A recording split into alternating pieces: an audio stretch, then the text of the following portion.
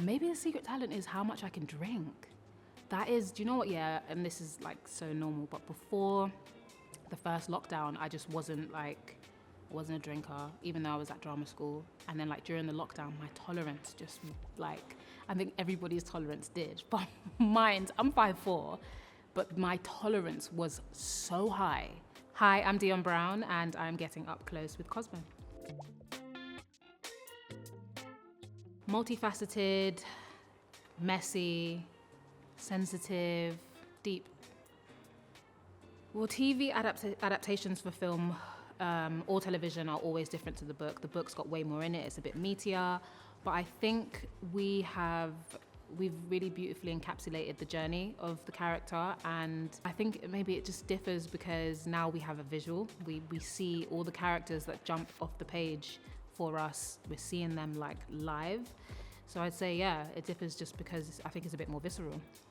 There's so many, probably all the sex scenes. They were memorable only because it was like new territory for me, just to be so up close and personal with so many different people. But the most memorable moments were probably just all the times that I was like laughing, which was all the time. Anytime all of the corgis were in, we're all like quite close. Like the cast, I think the relationships that are reflected in the book were encapsulated and reflected so well in the series that they're so genuine. So anything I did with Bella, she plays Cheske in the show, so she plays my on-screen best friend, and we are like quite cool in real life.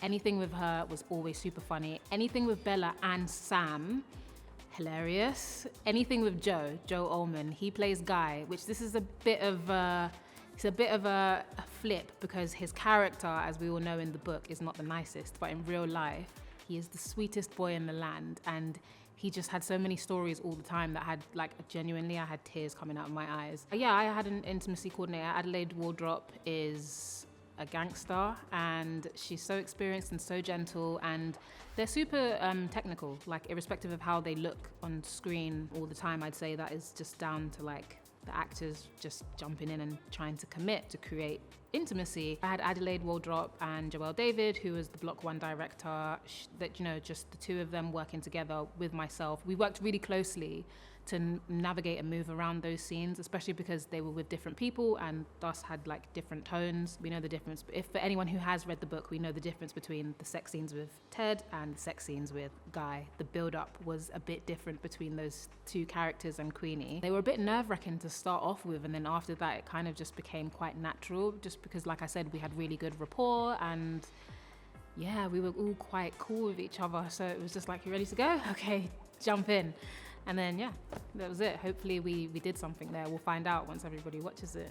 I feel like my nervousness as Dionne was like, the way it came through when I had to put that costume on was probably perfect for the character, because she's like not meant to be wearing it. I don't want to like give too many spoilers, but it's like, it's one of those moments that's like, oh, yikes, like, done it again kind of thing. And when I put it on, it was a bit like, this is too much. Like, I was like, you know, I don't think I'm meant to wear this in public. And the costume department were like, you look amazing. And I was just like, okay.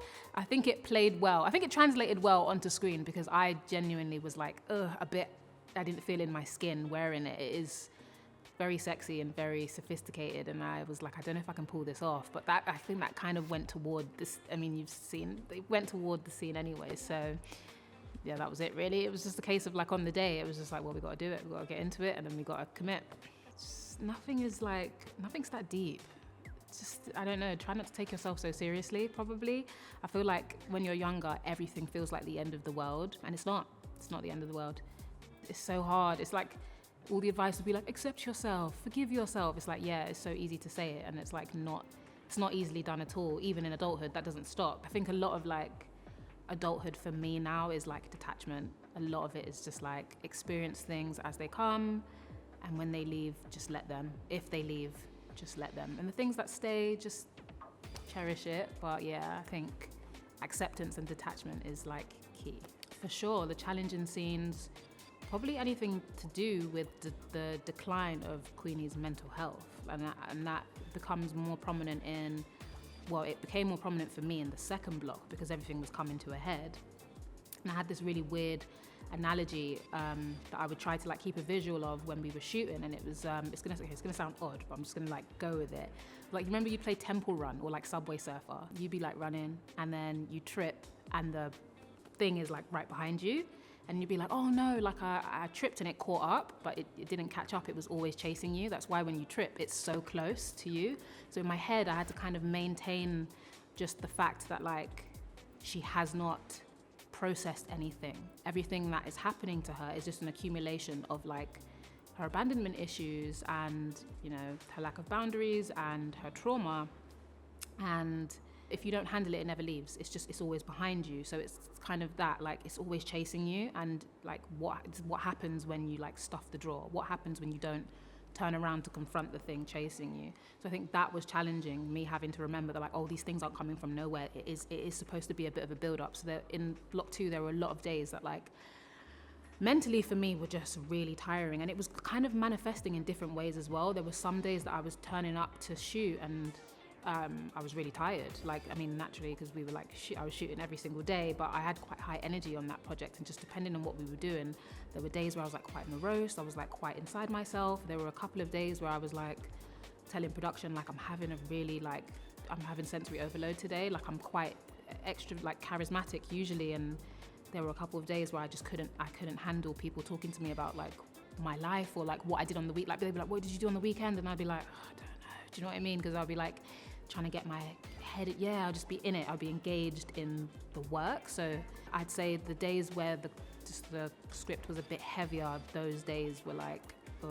When you're with your family, it's like a completely different, they're seeing such a real side of you. You know, it's like the side that you never show anybody. I feel like your family get the level up from that, even before your friends. Like your friends get the real of you, and then like your family get like the real of you. So my family, I think they'd say that I'm like funny, really funny, quite like charismatic again, and then they'd probably say I'm rude too, because I'm quite like front-footed with all of them. They get the most of my like front foot, do you know what I mean? 'Cause I'm like, no, blah, blah, blah, blah.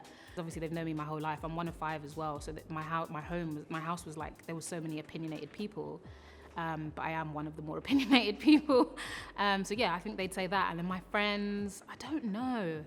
I'm gonna have to ask them. I think they probably say funny as well. Maybe a bit bossy. Maybe like I'm very much so like. Do you know what? I was talking to my friend the other day, and I was like, oh, I think someone asked me like, what kind of texter are you, or what, like, how do you communicate? And my best friend was like, you're quite concise. Like, she was like, you're ellipses. And I was like, what? And she was like, you'll send me a message and there'll be a full stop at the end of like every, like, be here, full stop. See you at 7, full stop. And I was just like, oh my gosh, that sounds so militant. I would say I love star signs. I just think it's super interesting.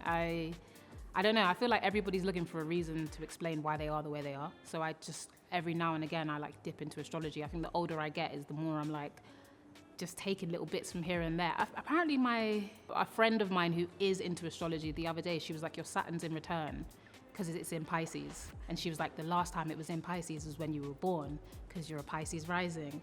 So apparently the next few years are gonna be like very, I was going to say tumultuous, but I don't, that sounds bad. I'm hoping it's not, but I don't know what it means. I think it just means that like there's going to be some big changes. Formative years again. Wash your face properly. Double cleanse, tone, serum, SPF. Don't go to sleep in your makeup. It is not worth it. It actually isn't. Don't, you know, you see some people on the internet like, you know, I went to sleep in my makeup. Don't believe the hype. They can get away with it. You might not be able to. Don't do it. You're going to give yourself issues. Drink your water. I feel like for me, like beauty is wellness, and it's from the inside out. Drink your water, hydrate, take your vitamins, all of that. Yeah, that's it.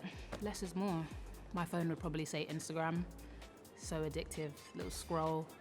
Yeah, Instagram. Close friends more than like main, but with like, you know, the show coming out, I've been pushed into the main stage a bit more. But yeah, I think they both get this is what I'm saying. The close friends probably get a bit more of my personality and my humor, but the main is probably a bit more business oriented.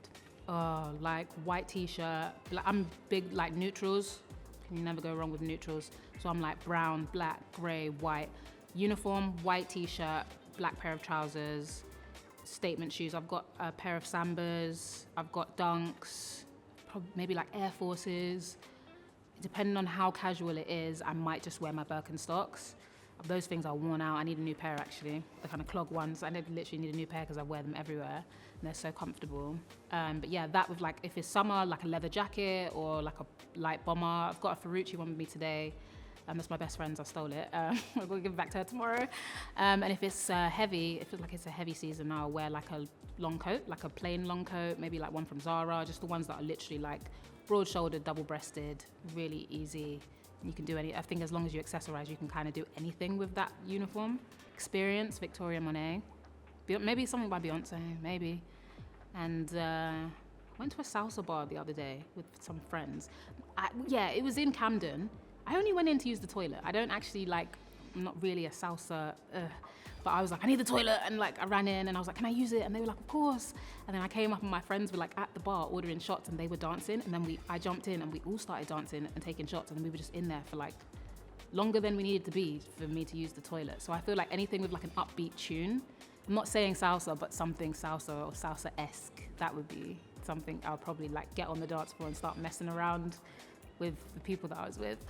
No, I'm not karaoke. It's not my thing. Like, I'm not like, give me the mic. I'm just like, I'll watch you get on the mic. But I'm not karaoke's never been, I don't know why, but I just don't really dig it.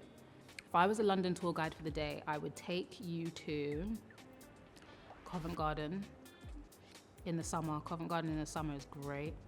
Take you to the market, do a little bit of shopping, and then I would take you to Shoreditch. Maybe a little bit of Soho House in Shoreditch, I'm always there. And then maybe I would take you to South Bank, maybe to the theatre, or just to like sit in a restaurant outside on South Bank for some drinks. That would be great. Oh, so many places. Can I say them all? Now they're all just popping up. Borough Market, I was there the other day, had some ramen. Brother Marcus is a really good restaurant in Borough Market. Chinatown's lovely. Soho in summer's absolutely dreamy. I can cook. Is that a secret? Once you cook for someone, then that's not a secret anymore, is it? But you don't know if people can cook until they do. So technically it could be a secret. Maybe the secret talent is how much I can drink.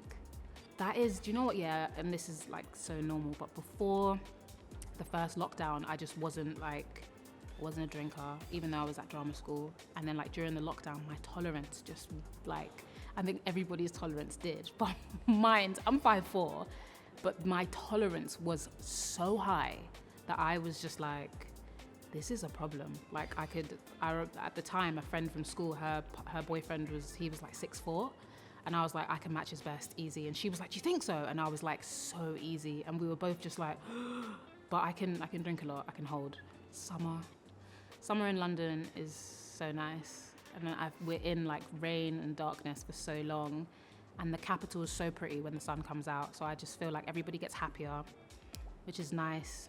And everybody gets a bit like more joyful and a bit lighter. The weekend was lovely. I went to the gym on Sunday, and when I was walking through the park to go home, it was so nice that I just sat down on the bench for like an hour and a half, like so long that I was like, I gotta go because I'm like tanning. I was like burning. I didn't have SPF on my whole body, only my face, and I'd like sweated it off because I did hit. So I was just like, I have to leave. Like, I gotta leave the park because I'm gonna like do some damage or something. I'm not really a festival girl, but I am. Yeah, I'm not really, but I think I'm going to a couple this summer just because I think I'm going to like a couple of shows, but they're not confirmed yet, so I don't want to say. And like maybe 1 or 2 festivals. Yeah, maybe. I'll see how I feel because I'm not really, it's being outside all day and like I'm a bit of a germaphobe as well.